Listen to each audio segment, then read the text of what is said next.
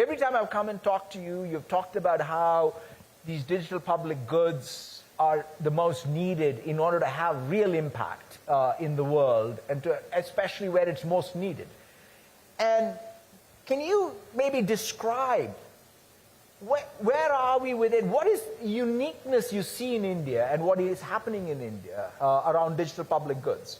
I think we're just halfway on the journey, Satya. Basically, the big picture, big vision is how do we create a digital-first economy and society, leveraging the power of modern digital technology and all the things you talked about to actually improve the lives of people, to bring economic growth, to make it more equitable, more inclusive, open access, and really allow people to use their own data to move forward. So the philosophy behind this, and it began with Aadhaar, 1.3 billion people, 80 million authentications a day. Then NPCI built UPI, which does 7 to 8 billion transactions a month. Then we have the account aggregator system, which will allow democratization of lending, where anybody can borrow money using their own data. So data becomes information collateral. We have the AI stuff, working with OpenAI and so on. Then there's ONDC, which is going to completely disaggregate e-commerce and allow suppliers, consumers, and delivery agents all to work through an open protocol. I mean, there's a ton of things going on. But fundamentally, how do we create a digital-first country transformation? That's really what this is all about. Yeah, and it's pretty unique to see it. I mean, yeah. And quite frankly, I mean, and a big thank you to you. I mean, like, none of this, always things need a start. And then, of course, it also requires all of the nurturing for it to scale. And what surprised me, quite frankly, is the scale numbers you were. And the fact that one builds on the other, right? It's kind of one of those things where it all feels like a grand plan. Was it a grand plan? Well, parts of it were, but parts of it we learned along the way. And I think the important thing was there's a group of people within the government, the Prime Minister's the biggest supporter of this, and he always says, why can't we get it done by next week?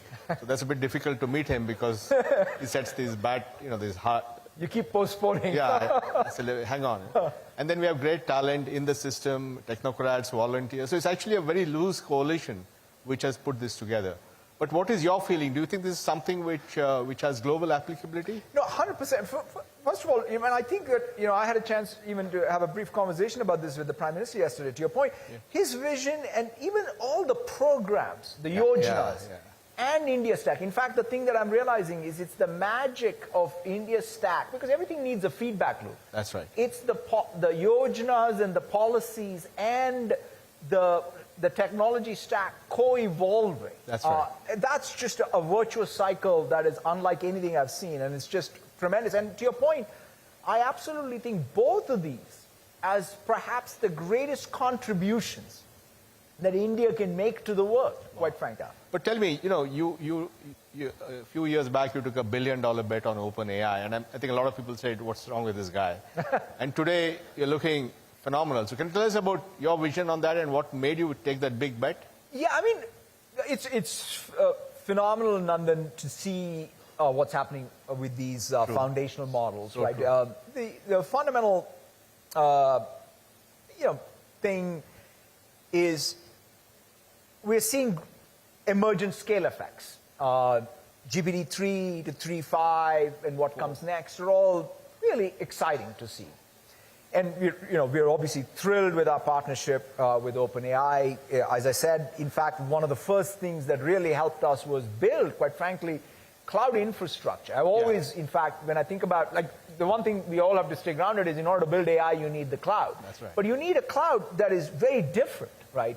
In fact, having grown up all my life in the cloud, the types of infrastructure that is required to do this large-scale AI model training is very different, right? And the network becomes very, very important, as I was mentioning, how these models are much more synchronous, how they cohere. It has to be, that workload shapes the infrastructure. That feedback loop has been very, very helpful for us building, both on the inference side and on the training side.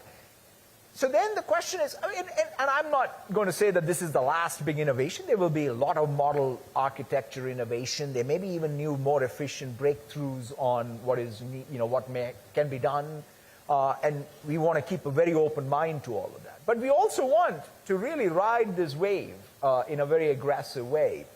But what's the intuition? If you ask me what's the intuition behind it, it's a simple, if you sort of take one of these large models and let's say train it on all of the math equations, right? It gets good at math. But then let's say we train it on all the math equations and all of Kannada literature.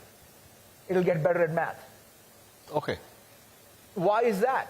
It's because that's what, we as humans do even, right? When we go to school, it's not like we only learn math. We learn math, we learn language, we learn history. That's a great point. And the general circuit sort of gets good, and the general circuit gets good at specific domain tasks. So it's kind of the same intuition, where here it shows up differently with scale effects. So you had that intuition 4 or 5 years back.